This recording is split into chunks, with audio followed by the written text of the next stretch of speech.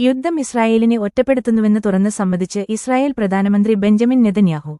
സാമ്പത്തിക ഒറ്റപ്പെടൽ സംഭവിക്കുന്നു. ആയുധ വ്യവസായങ്ങളടക്കം തടസ്സപ്പെടുന്ന അവസ്ഥ വന്നേക്കാം. അതിനാൽ എല്ലാ കാര്യങ്ങളിലും സ്വയം പര്യാപ്തരായി മാറേണ്ടതുണ്ട് എന്നും നെതന്യാഹു സമ്മതിച്ചു.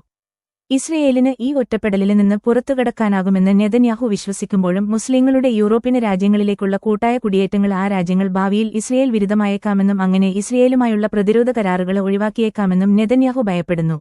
ഇസ്രയേലി മാധ്യമമായ ടൈംസ് ഓഫ് ഇസ്രയേലിന്റേതാണ് റിപ്പോർട്ട്. നെതന്യാഹുവിന്റെ പരാമർശങ്ങളെ രൂക്ഷമായി വിമർശിച്ച് ഇസ്രായേൽ പ്രതിപക്ഷ നേതാവ് യായിർ ലാപിഡ് രംഗത്തെത്തി. നെതന്യാഹു പറയുന്നത് ഇസ്രയേൽ ഒരു ഒറ്റപ്പെടലിലേക്ക് കടക്കുകയാണെന്നും അതുകൊണ്ട് ഒരു ഒറ്റപ്പെട്ട സമ്പദ്വ്യവസ്ഥ വേണമെന്നുമാണ്. അത് ഭ്രാന്തമായ ചിന്തയാണ്. ഈ ഒറ്റപ്പെടല് നെതന്യാഹുവിന്റെയും അദ്ദേഹത്തിന്റെ സർക്കാരിന്റെയും മോശം നയങ്ങളുടെ ബാക്കിപത്രമാണ്. അത് വെറുമൊരു വിധിയല്ല, ഇസ്രയേലിനെ ഒരു മൂന്നാം ലോക രാജ്യമാക്കി മാറ്റുകയാണ്. അല്ലാതെ സാഹചര്യം മാറ്റാന് ശ്രമിക്കുകയല്ല ചെയ്യുന്നത് എന്ന് ലാപിഡ് കുറ്റപ്പെടുത്തി. ഗാസയിൽ നടത്തുന്ന വംശഹത്യ ഇസ്രായേലിനെ ലോകവ്യാപകമായി ഒറ്റപ്പെടുത്തുന്നത് നെതന്യാഹുവിനെ ഭയപ്പെടുത്തുന്നുണ്ടെന്നാണ് റിപ്പോർട്ടുകൾ.